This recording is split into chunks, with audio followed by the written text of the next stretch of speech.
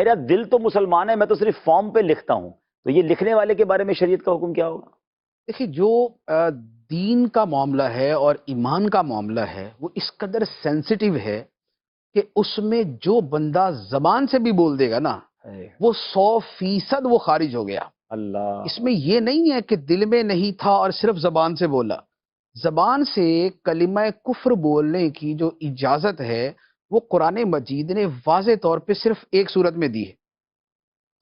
فرمایا الا من اکرہ، کہ جو مجبور کیا گیا، اکرا کیا گیا کہ جان سے مار دیں کہ بولو کلمہ کفر، الا من اکرہ وقلبہ مطمئن بالایمان، تو دل ایمان پر مطمئن ہو اور زبان سے جو بولا وہ اکراہ کی وجہ سے۔ اکراہ کا مطلب ہے کہ جان سے مار دینے کی سچی دھمکی، صحیح دھمکی، کہ واقعی نہیں عمل کرے گا تو وہ مار دے گا وہ۔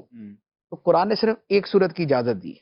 اس کے علاوہ جو صورت بھی ہوگی کہ جس میں وہ زبان سے یا تحریر سے اگر وہ اپنے آپ کو کافر کہے گا، وہ کافر ہو جائے گا۔